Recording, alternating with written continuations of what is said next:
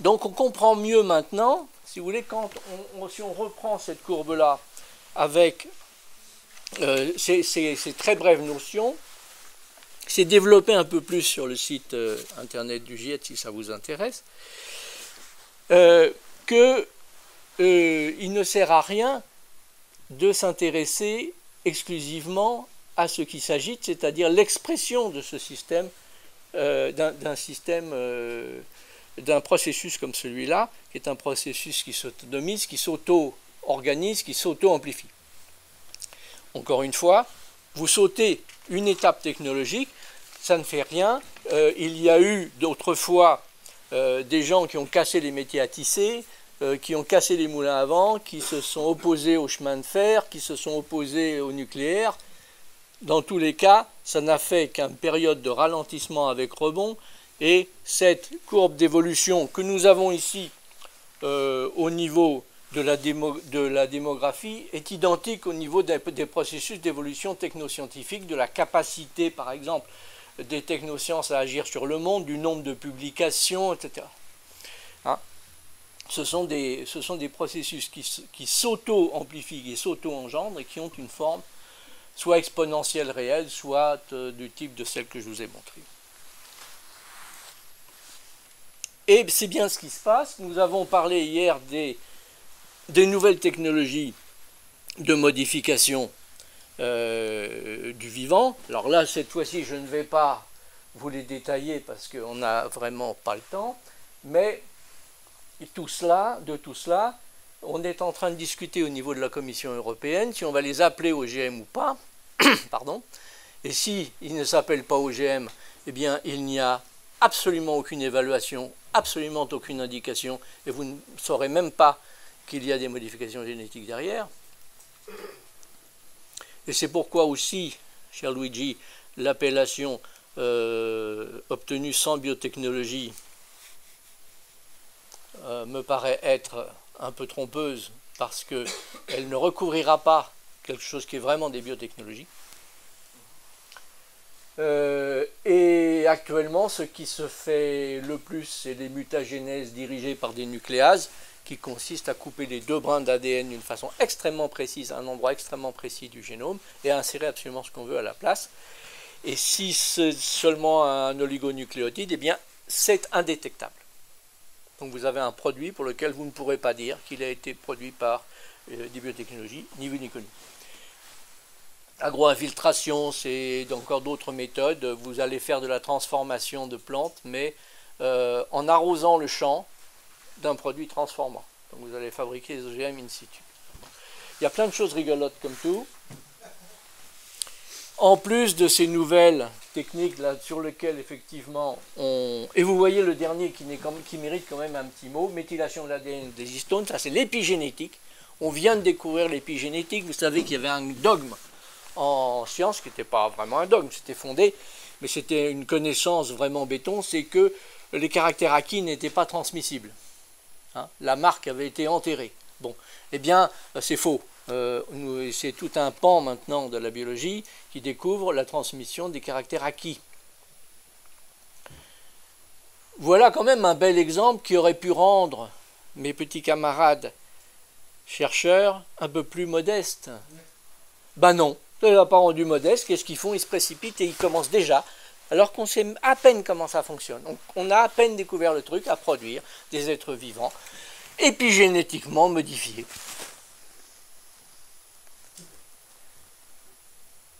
Mais c'est quand même un peu stupéfiant. Bon, enfin. Bien, alors, si on reprend, ça c'est un résidu du truc d'hier, parce qu'en fait j'ai enlevé des diapos d'hier, mais ça montre quand même que, vous voyez, ça c'est en Chine, on a des chiffres assez précis sur la démographie en Chine, j'arrive. Et on voit qu'il y a des grandes variations dues à des épidémies, des famines ou des guerres, et que cette courbe, elle est d'une résilience absolument extraordinaire. En même temps, elle est un peu, je me demande, moi, si elle n'est pas aussi, il n'y a pas une invariance d'échelle, mais ça, je donne ça pour ceux que ça pourrait intéresser, j'aimerais qu'on y réfléchisse un jour. Donc on voit bien ce caractère ici que l'on retrouve également dans une des techniques les plus primitives qui moi m'intéresse beaucoup, qui est l'habileté avec les gens taillaient la pierre dans la préhistoire. Là c'est sur 1,5 million d'années. Il y aurait énormément de commentaires à faire. Je vous dis juste ici comme ça, parce que ça c'est un truc que je dis à chaque fois, j'adore. Le mec qui est là-haut, qui a fait les lames de Volgu, qui sont des merveilles, qui se dit qu'il a légué à la génération future une technique formidable, et vous en êtes redevable chaque fois que vous taillez un silex. Car en effet, quand on sait très bien faire quelque chose, on arrête. Et ceci est une constante. Et une constante qui a énormément de sens dans la société, qui a énormément de sens et qui n'est pas prise en compte. Bon, il y a plein de choses à dire là-dessus, mais on n'a pas trop le temps. Ça, c'est l'évolution de la puissance motrice. Vous voyez que là, ça ressemble à quelque chose qui doit commencer à vous parler. Ça, 96, c'était ma première conférence. C'était à l'époque un transparent. Donc, puissance du microprocesseur. Voilà en 2000.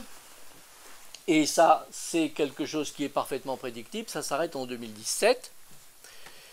Ça ne peut pas aller plus loin, puisqu'à ce moment-là, vous avez une limite physique qui fait qu'on ne peut plus progresser, et on passe à la nano-informatique, qui est déjà en préparation, et qui aura une existence extrêmement éphémère, puisque maintenant l'évolutivité est elle-même explosive. Je dis l'évolutivité est explosive, on a vu une courbe du silex, l'unité c'est le million d'années. On a eu une courbe des puissances motrices, c'est le millier d'années. On a maintenant ce qui est caractéristique de notre époque, c'est le traitement de l'information, c'est en années, voire en mois. Donc, en fait, l'évolutivité est elle-même exponentielle, voire surexponentielle.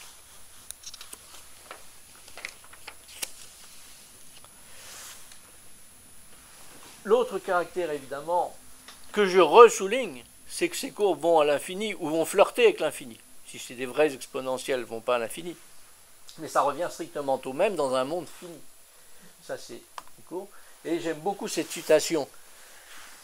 Toute personne croyant qu'une croissance exponentielle peut durer indéfiniment dans un monde fini est soit un fou, soit un économiste. Car en effet, l'économie suit exactement les mêmes remarques que celles que je viens de faire pour la technoscience ou pour la démographie. Nous ne sommes pas dans des systèmes linéaires du tout. Kenneth Boulding est un économiste brillant.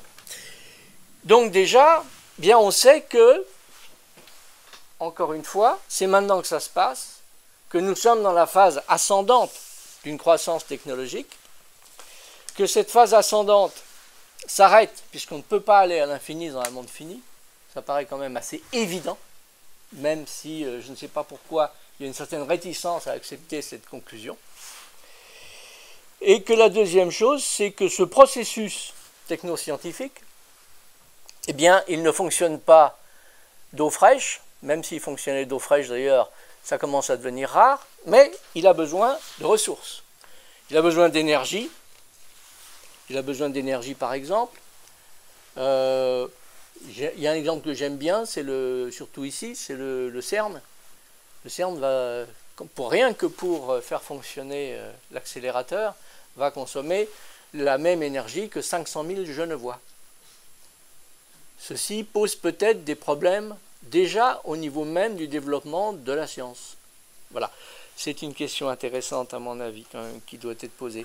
Et surtout, il a besoin, eh bien, imaginez la science sans cuivre. Vous voyez que vous êtes capable de... ça va vous poser des problèmes. Le cuivre, quelle est l'échéance de la fin de l'exploitation du cuivre connu?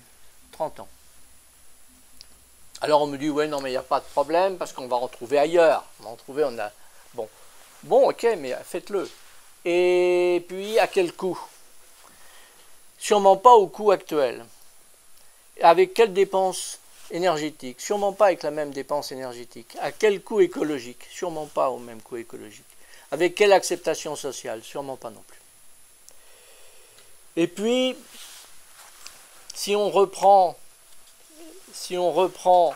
les différentes les différentes ressources métalliques, que j'ai évidemment pas pris parce que c'est pas le bon papier, mais c'est à peu près dans les 30 ans. C'est-à-dire que si on nous dit on va remplacer tel produit, déjà le cuivre ça va quand même être dur, hein. On va remplacer tel produit par tel autre, oui, mais le tel autre il s'épuise aussi dans les 30 ans qui viennent. Et il y en a un, je ne me rappelle plus de son nom, zut, c'est une terre rare lourde qui est utilisée, hein, le terbium, qui est par exemple, là il y en a plein cette armoire là, hein, tout ce qui clignote vert c'est du terbium, et vous en avez au-dessus de vos têtes, c'est du terbium qui est utilisé dans les tubes fluo et les fluos compacts. Terbium, la dernière mine de terbium ferme en décembre 2012. Alors on nous dit, bah, évidemment on va trouver des substitutions.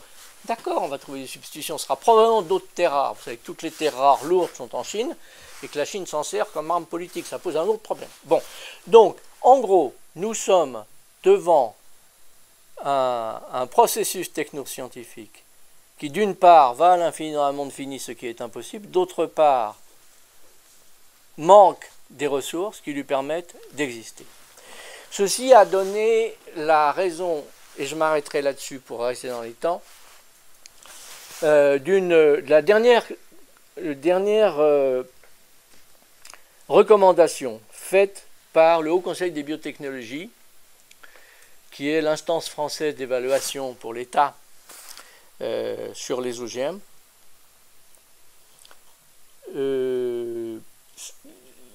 au sujet de la coexistence. Une partie des membres, dont j'étais, je dois dire, a dit que ce processus technoscientifique qui produit effectivement beaucoup de confort et de tranquillité maintenant, s'arrête dans un avenir proche. Rendre dépendant quelque chose d'aussi vital que l'alimentation de quelque chose qui s'arrête est suicidaire. Vous voyez que si on raisonne ainsi, vous n'avez pas besoin de faire la liste de toutes les variantes des biotechnologies qui vous sont proposées,